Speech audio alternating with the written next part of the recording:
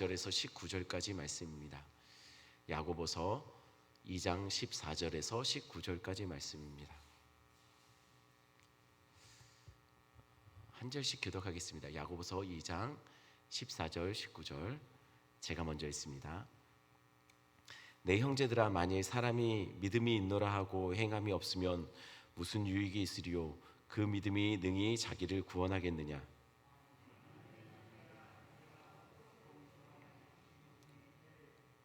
너희 중에 누구든지 그에게 이르되 평안히 가라, 덥게 하라, 배부르게 하라 하며 그 몸에 쓸 것을 주지 아니하면 무슨 유익이 있으리요?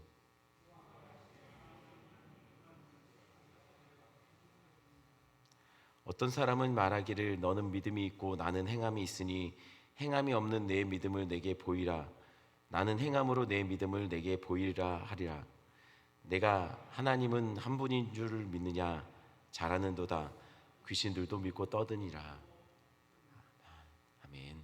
제가 기도하겠습니다. 하나님, 말씀을 들을 때마다 주님을 더 사랑하는 마음을 우리에게 허락하여 주시옵소서. 말씀을 들을 때마다 하나님 더 순종하고 주님 앞에 몸부림치며 살 수 있는 헌신을 우리에게 허락하여 주시옵소서. 말씀을 들을 때마다 이전에 하지 못했던 더 깊은 아버지 하나님의 헌신의 자리, 결단의 자리로 우리가 나아갈 수 있도록 주여 붙잡아 주시옵소서.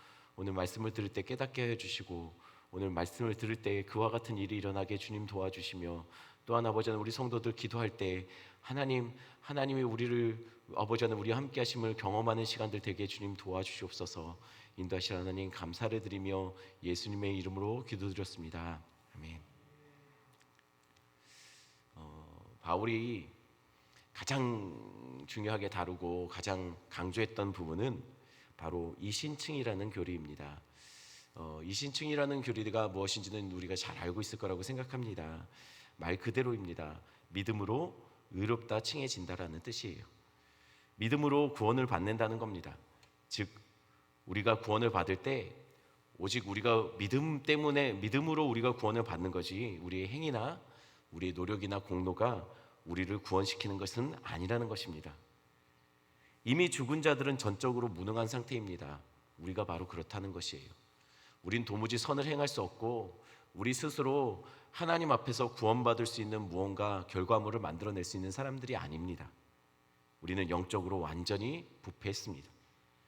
그러니 우리가 구원받을 수 있는 길은 어저께 말씀드렸던 것처럼 성령님이 우리 안에 오셔야 우리로 하여금 예수 그리스도를 믿는 고백을 할 수 있게 되고 그것으로 우리가 구원을 받는다는 것이에요. 이게 바울 신학의 핵심이었습니다.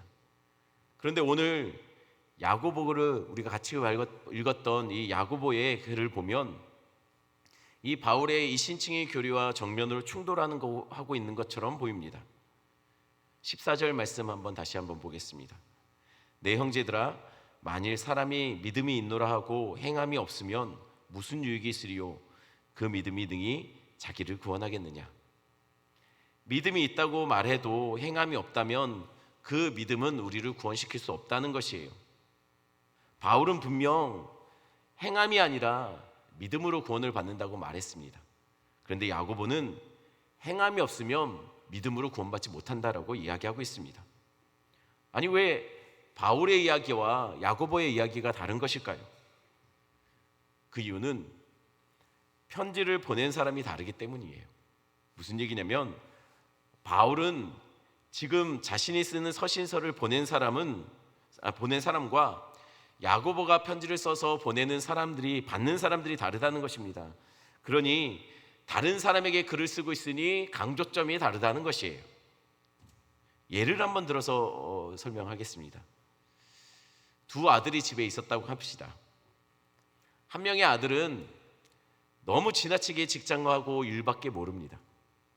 너무 이러다가 과로사 하는 것은 아닐까 싶을 정도로 일을 많이 합니다.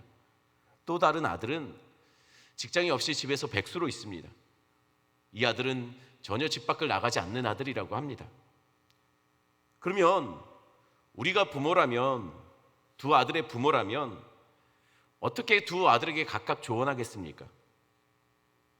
어떤 식으로 조언을 하든지 아마 동일한 마음으로 할 겁니다. 두 아들 잘 되라고 할 겁니다. 두 아들이 잘 되기를 바라는 마음으로 조언을 하게 될 것입니다. 먼저 일밖에 모르는 아들에게는 너 몸 상하니까 너무 그렇게 열심히 일하지 말라고, 쉬엄쉬엄 좀 하라고, 일찍 집에 들어오고 식사도 집에서 자주, 저녁만큼은 집에서 좀 먹으라고, 그러다가 너 쓰러진다라고 그렇게 얘기할 겁니다. 하지만 집 안에만 있는 백수의 아들에게 뭐라고 하겠습니까? 너는 왜 집 밖에 모르냐고, 좀 나가보라고, 그리고 좀 일 좀 하라고, 일 좀 하라고 그렇게 얘기하지 않겠습니까? 자, 두 아들에게 동일하게 사랑하는 마음으로, 두 아들이 잘 되기를 바라는 마음으로 한 말입니다. 하지만 두 아들에게는 전혀 다른 말로 권면했습니다. 왜입니까? 두 아들이 놓인 상황이 전혀 다르기 때문이에요. 같은 말이에요. 동일하게 잘 되라고 했지만 강조점이 달랐고 두 아들의 상황이 달랐다는 것이에요. 그럼 사도 바울은 지금 누구에게 편지를 주로 보냈습니까? 주로 이방인에게 편지를 보내요. 지금 이방인으로서 기독교인이 된 자들에게 편지를 쓰면서 지금 사도 바울이 강조하고 있는 상황은 어떤 상황이냐면, 이방인으로서 믿음으로 구원받았다라고 믿고 있었는데 거짓 교사들이 들어와서 자꾸만 거짓된 교리로 교회를 흔드는 겁니다.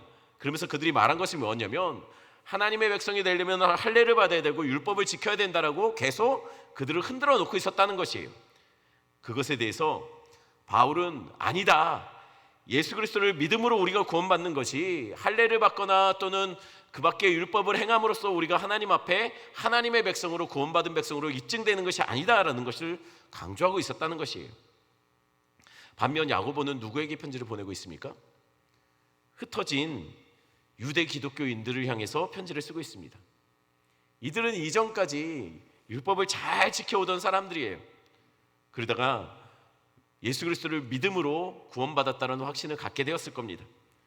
그런데 이들이 곳곳에 흩어진 상황 속에서 어떤 일을 벌이냐면, 점점 성도로서 실천적인 행위는 사라지고 교회 안에 서로 비난하고 욕하고 서로에게 헛되는 모습들이 나타나며 그들의 도덕적인 삶과 율법적인 삶들이 무너져 내린 상황이었습니다. 이런 상황에서 야고보는 어떻게 너희가 믿음이 있다고 하면서, 믿음으로 구원받았다고 하면서 행위가 이렇게 나타날 수 있느냐, 너희가 정말 믿는 사람들이 맞다면 어떻게 너희들의 삶이 이럴 수 있느냐라고 지금 그들에게 훈계하고 있는 상황에서 서로 둘이 강조점이 다르다라는 것이에요. 그러니 바울과 야고보는 서로 다른 이야기를 하는 것처럼 보이지만 사실은 강조점이 다른 것이지 둘은 같은 이야기를 하고 있습니다.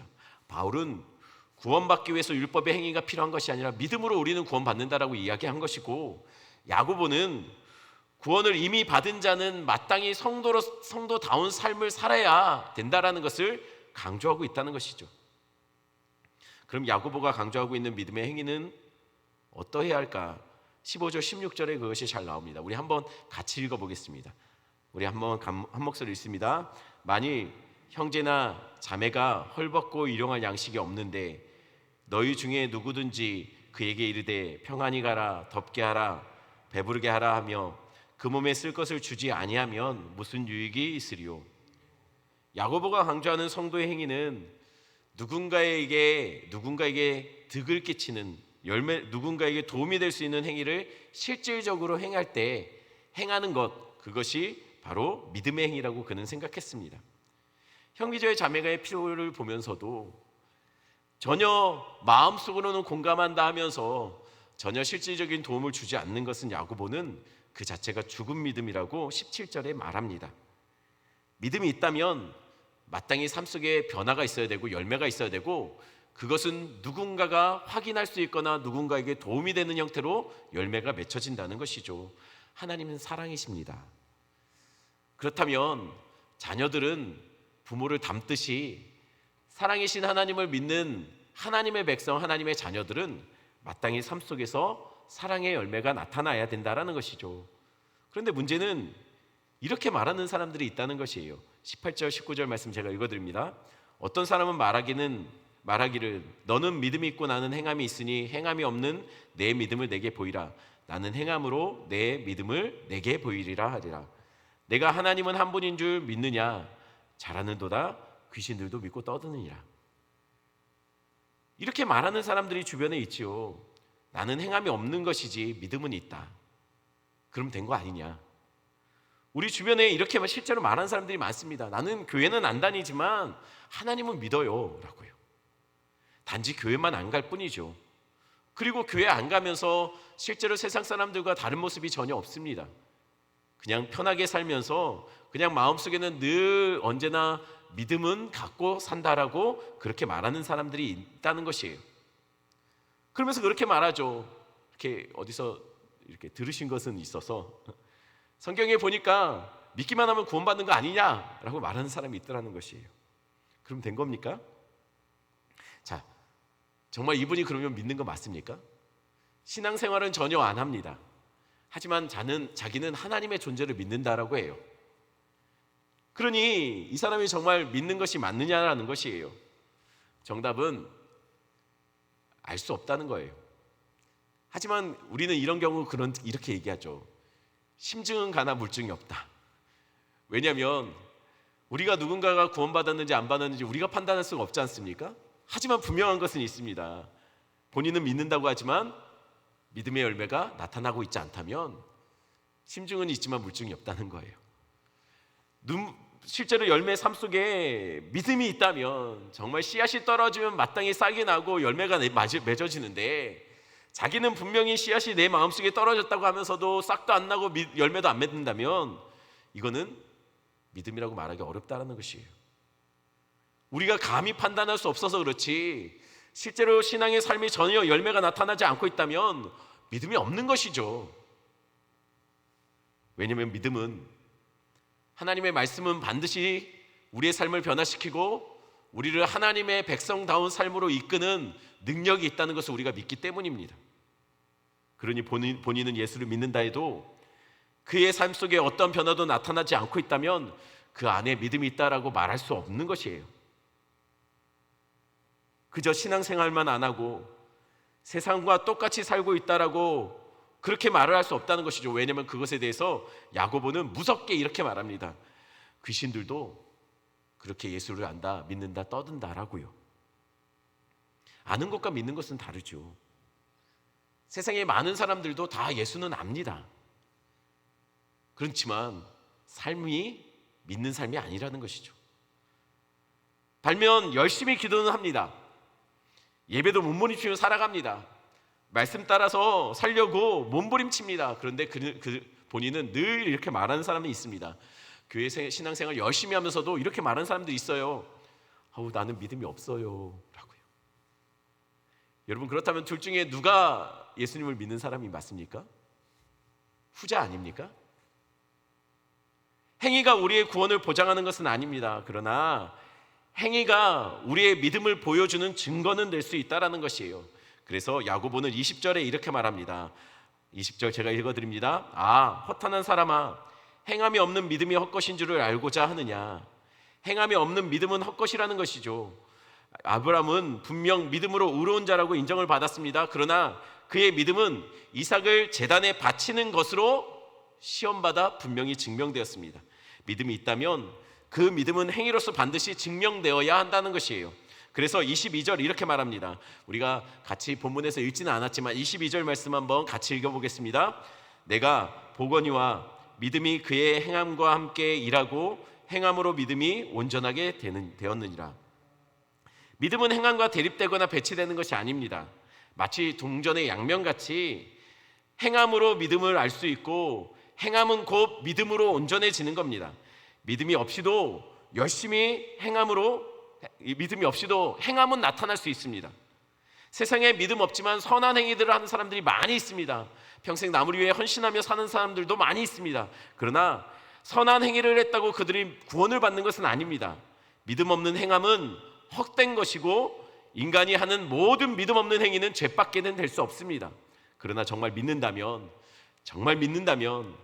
그 믿음은 행함으로 나타나야 온전하게 그 믿음이 증명된다는 것이죠. 그러니 열심히 신앙생활을 한다는 것은 교회에서만 입증되면 안 됩니다. 여러분들, 우리가 정말 믿음의 사람이라면 여러분의 믿음의 삶의 열매들은 또한 우리의 가족들이 확인할 수 있어야 합니다. 우리의 이웃들이, 우리 직장에서의 동료들이, 우리의 노인 공동체 속에서 우리가 믿는다면 마땅히 그들이 우리의 믿음의 열매들이 맺히는 것을 행위로서, 삶으로서 나타나는 열매들을 그들이 확인할 수 있어야 된다라는 것이에요. 그러니 우리 오산제일교회 성도들은 우리가 열심히 예배드리지만 또한 삶 속에서도 예배하듯이 삶을 살아가는 우리 성도들 되기를 간절히 축원합니다. 말씀 생각하시면서 함께 기도하는 시간을 가질 때 특별히 코로나의 모든 상황들 속에 어렵고 힘들어하는 모든 성도들과 이 땅에 많은 사람들을 주님 하나님 위로하여 주시고 속히 코로나의 모든 상황들이 해결될 수 있도록 위해서 기도해 주시고요. 특별히 이제 다음 주부터 영화보를 시작해서 다음 세대의 성경학교가 시작되어집니다. 여전히 코로나 때문에 대면으로 모이는데 한계가 있지만 그럼에도 정말 제한받지 않은 성령님의 능력이 우리 아이들 한 사람 한 사람 속에 평생 잊지 못할 성경학교로 말씀이 그들 안에 들어가고 말씀을 통하여서 그들이 무서울 정도로 변화되어져서 주님 앞에 헌신하는 아이들로 그렇게 변화될 수 있도록 위해서 기도해 주십시오. 준비하는 우리 교육자들 또한 부장님들 선생님들 하나님 성령 충만하게 하셔서 그들이 먼저 은혜 받게 주님 도와주시고 은혜 받은 그들을 통하여서 우리 아이들이 변화되어질 수 있도록 해달라고 위해서 기도해 주시면 감사하겠습니다. 그리고 계속해서 우리 환우들을 위해서 이 땅의 악한 문화들을 위해서 또한 앞에 있는 기도 제목 가지고 기도하시다가 자유롭게 기도하시고 돌아가시면 되겠습니다. 함께 기도하겠습니다. 사랑해 주님 감사합니다.